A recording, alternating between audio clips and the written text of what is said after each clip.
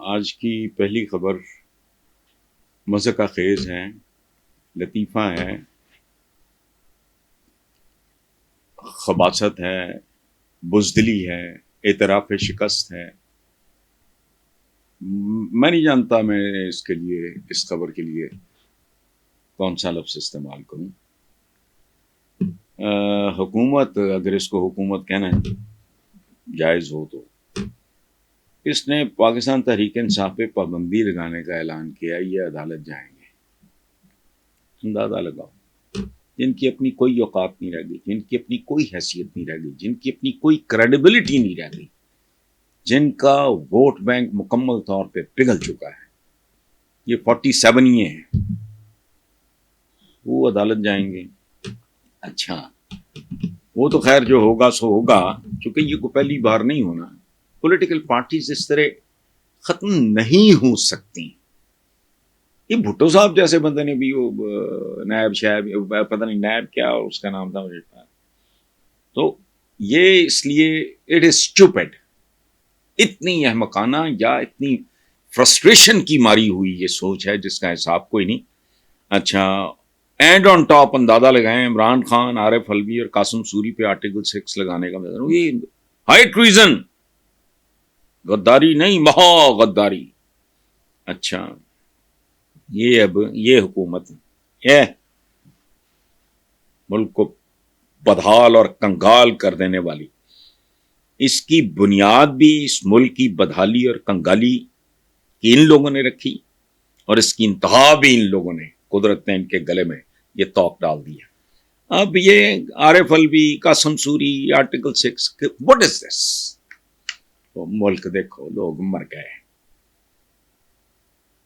لوگ زندہ بچیاں دفن کر رہے ہیں کہ ان کا علاج نہیں کرا سکتے، ان کا پیٹ نہیں بھر سکتے، بے روزگاری عام ہے، لا اینڈ آرڈر کی تباہی مچی ہوئی ہے، اکانومی برباد ہے، نہ کوئی سر ہے نہ پیر ہے۔ یہ کیا کرتے پھر رہے ہیں؟ میں تو عجیب ہی، مجھے لگتا ہے شاید پتہ نہیں اس کا کوئی مزاحیہ پروگرام چل رہا تھا، پاکستان تحریک انصاف اور ملک ایک ساتھ نہیں چل سکتی۔ بھائی تو تم نہ پاکستان تحریک انصاف ہو نہ ملک ہو، who are you to pass the judgment؟ جاؤ عدالت جاؤ، لگوانے جا رہے ہیں نا، میں دیکھتا ہوں، اور پھر اگر لگ بھی جائے تو پھر اس کا نتیجے کا بھی انتظار کرنا، وہ نتیجہ نہیں ہوگا، وہ نتائج ہوں گے اور بہت بھیانک ہوں گے۔ یہ ممکن نہیں ہے، یہ اسٹوپڈ حرکت ہے، یہ فرسٹریشن کی آخری انتہا ہے، اور اس کی سمپل وجہ کہ اب علاج کوئی نہیں دکھائی دے رہا ہے ان کو۔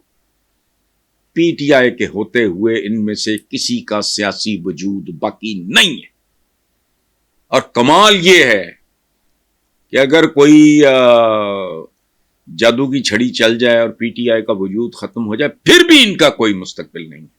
لیکن یہ ایسی عجیب و غریب بدحواسی ہے، کمظرفی ہے، بے وقوفی ہے، فرسٹریشن ہے، جہالت ہے، آئی ڈونٹ نو، پاگل پن ہے۔ ملک اور وہ نہیں چل سکتے، سبحان اللہ ہے۔ تم میں سے کوئی ایک ہے جس کی کوئی کنٹریبیوشن ہو اس ملک میں، سوائے اس کے کہ تم کھربوں ڈالر ملک سے باہر لے گئے ہو؟ کوئی کنٹریبیوشن تمہاری؟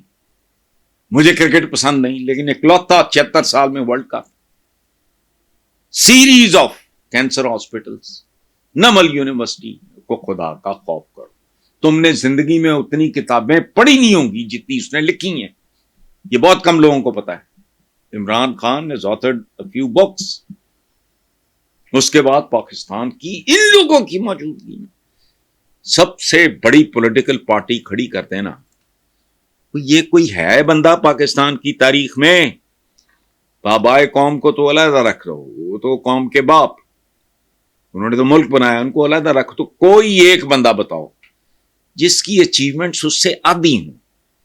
میں کہتا ہوں جو مرضی کرو اس کے، بس خدا کا خوف کرو کہ وہ اور یہ ملک ایک ساتھ نہیں چل سکتے۔ کوئی بندہ شرم حیا، کوئی تھوڑی بات ہوتی ہے؟ سارے الزام لگاؤ، ایک ساتھ نہیں چل سکتے۔ Most popular politician, most popular political party نہیں چل سکتے۔ اچھا، اپنا بھی مذاق اڑوا رہے ہیں، ملک کا بھی اڑوا رہے ہیں، نتیجہ کیا نکلے گا میں بھی جانتا ہوں، آپ بھی جانتے ہیں۔ افسوسناک ہے.